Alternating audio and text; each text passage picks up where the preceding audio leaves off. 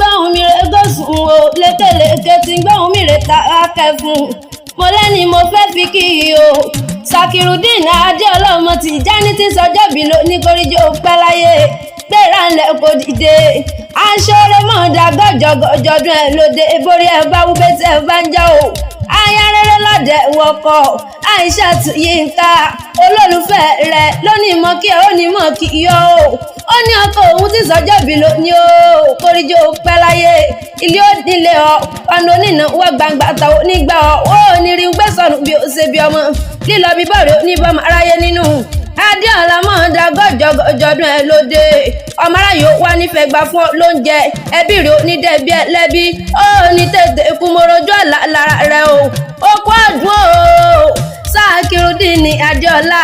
àsọ̀rọ̀ òkú yé dùn àṣẹ ìṣàwọn ọdún ayọ̀ wọ́dún dùnú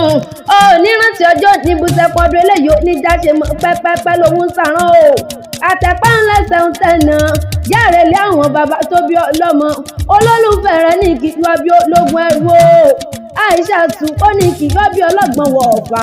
ọmọ ọlọ́jà ọmọ kó etí o ọmọ òtókòbọ̀ lọ́wọ́lọ́wọ́ o ọmọ òtókòbọ̀ dẹ́jọ́ ara alẹ́ lọ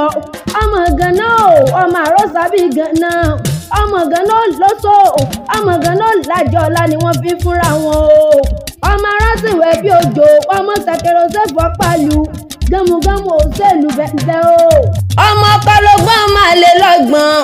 ọmọ adọ́kọ̀ lójú àgbà ara mẹ́pẹ́ yanrìn má gbọ̀n sí ni ọmọlá ọmọ àpè wá joyè ọmọbìnrin kò lọ́nà ó ní bẹ́ẹ̀ yóò jọpọ̀ ẹni àtijálẹ̀ ẹni ọmọ mo dúró ọwọ́ mi ò tó sin mo bẹ̀rẹ̀ ọwọ́ mi ò tó sin mo dùbúlẹ̀ yẹ́gẹ́ ìsìnkú wọ́ mi lójú o. Adéọlá okú yé dùn àṣẹ ìṣà ọmọdún ayọ̀ wọ́dún dùnú ló kàn ṣe wé ìyá ọmọdún igbá lérè lẹ́ni àwo lérè lẹ́ni ọ̀rọ̀ gbogbo tí wọ́n pa lẹ́rìn nípa wọlẹ́kùn ó ní tètè kú mo rojú àlá lára rẹ̀ aṣọre okú ọdún o okú yé dùn ọmọ Tìjání okú yé dùn tó bá nílé ayé àṣẹ ìṣà ọmọdún ayọ̀ wọ́dún dùnú ló kàn ṣe happy birthday to you o.